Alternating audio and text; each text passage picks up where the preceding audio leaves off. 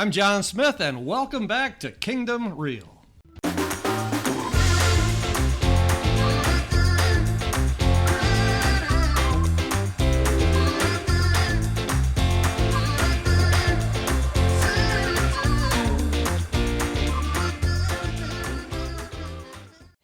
Thank you for coming back to listen to part 2 of Journey to Healing and Forgiveness with our guest, John Smith.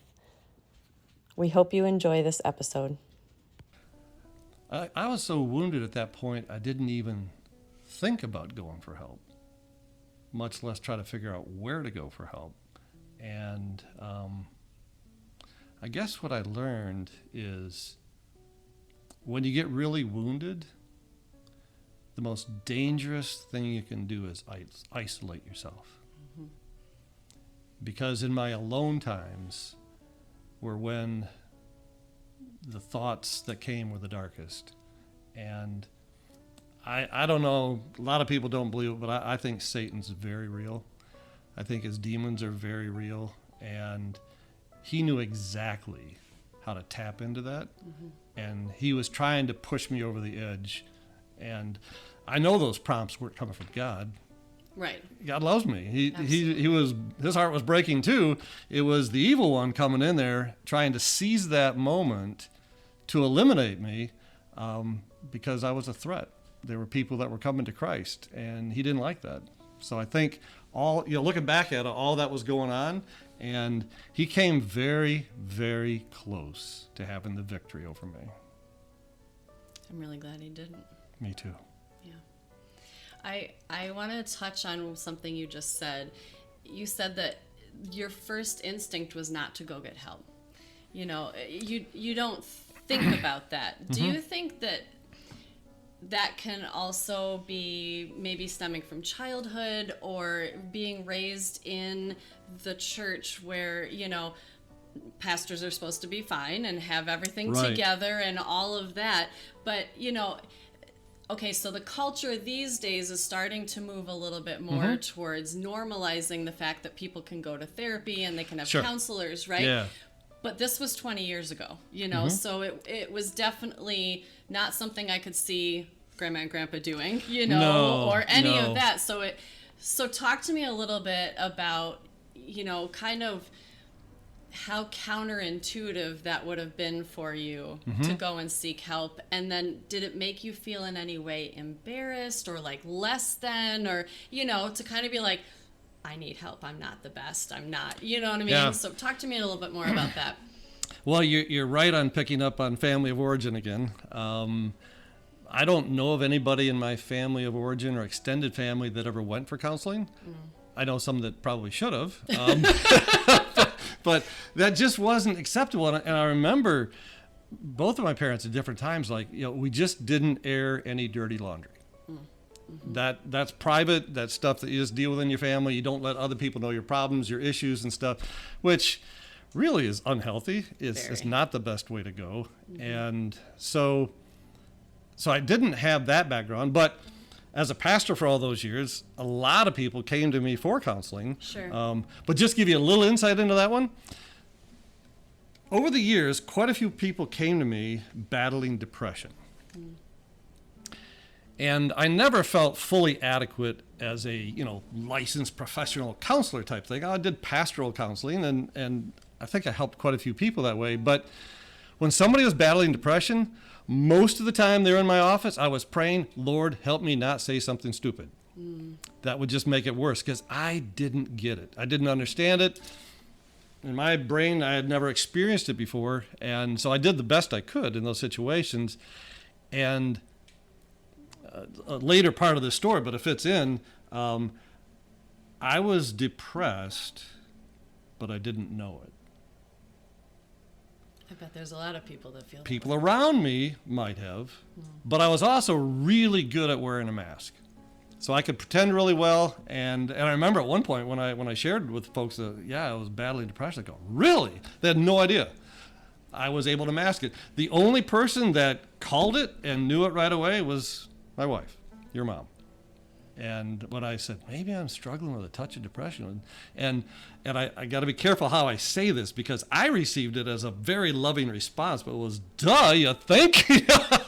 That is so mom. I mean, it's just right there. I go, well, yeah. There's no sugar on her any No think sugar. about cookies, you know? But as I began to read about it, learn about it, and go through counseling, I learned that especially in men, depression is a self-masking thing. It robs the guy who's going through depression of realizing they're depressed.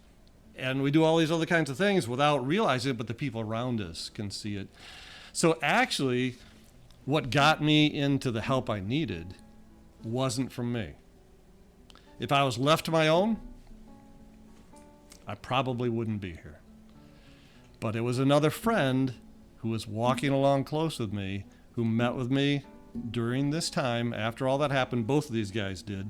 And the one day just said to me, "You are not doing well. I don't think you're going to make it. You need to go see Dr. John Walker out of Blessing Ranch, and I'm going to make the call for you." It sounds like he didn't ask you a question. He made a statement. He made a statement based on our conversation, based on his observation, based on what he knew I was, and he knew me really, really well. Mm-hmm. We had been meeting every other week for probably 10 months at that point, and our rule was no secrets past or present. So we had shared life really deeply, both of these guys, separately, but I had that with both of them. And that just showed me how much I needed other people deeply involved in my life. Without that, I wouldn't have made it. And then I'll use this analogy. When you wonder when somebody gets deeply wounded, why they don't go for help, it's very similar to when you lose a loved one that you really, really cherished. And your good friend, your best friend, comes up to you at the funeral home after visiting, after paying his respects, and he looks you right in the eye and he gives you a big hug and he says, "If you need anything, just call me." Mm-hmm. Now, he's sincere. He means it. But I ask, how many times does that loved one call and ask you for help? They don't. And the answer is never. Right. It doesn't happen.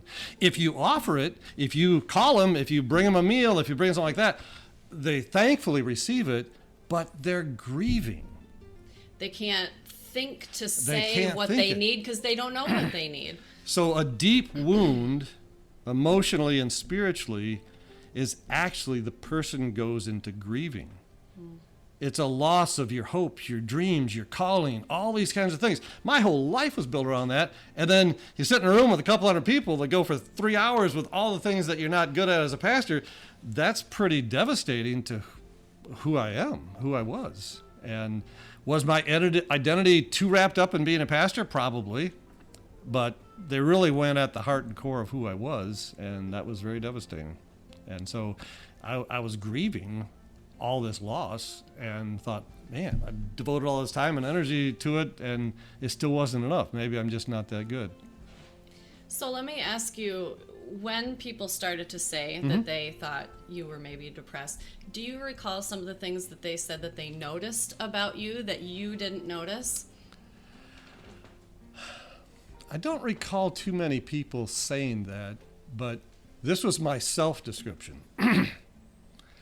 For the last year, all the joy's been sucked out of my life. I remember you touched on that in a different episode. We talked Yeah. about how laughter has always been a Yeah. huge part of your life. It is, And yeah. then you didn't laugh for almost a year. Yeah. And this was the time that you're talking about with that. Yeah, there was actually a couple stages. That first year and then the second year, it came back because we went for that. You want me to talk about that counseling? Or? I would love to. Oh. Absolutely. So when my friend called, they had a cancellation. And normally, Dr. Walker works with 2 different couples at a time, one in the morning, one in the afternoon, and then they do things. And providentially, we were the only people on the ranch. So he worked with Sue and me for the entire week. We were his only client. It's amazing. So talking about, and I've been to and I believe in the once a week counseling, but There's nothing like the intensive model where you drill deep hour after hour after hour, day after day after day for 5 days, and that was good. But here was the surprising thing for me. Well, let me ask the question. In those 5 days, how much of the time do you think we spent dealing with all this stuff we went through at the church, and how much time do you think we spent on other things? I'm going to guess it's other things. Wow, good guess. You set me up I pretty set well. you up for that. So first day, we're in there, and he comes in and meets with us, tells us a little bit about himself, and then he says, so what's your stuff? And we're just vomiting all this stuff, just spewing it out. And I can't remember if it was a whiteboard or chalkboard or flip chart or something. He's writing all this stuff down. He filled every inch of the thing. And then he turns to me and says, okay, John, where do you want to start? Thank you for joining us for part 2 of Journey to Healing and Forgiveness with our guest, John Smith. Please tune in on Friday for part 3 and tune in on Monday for part 4.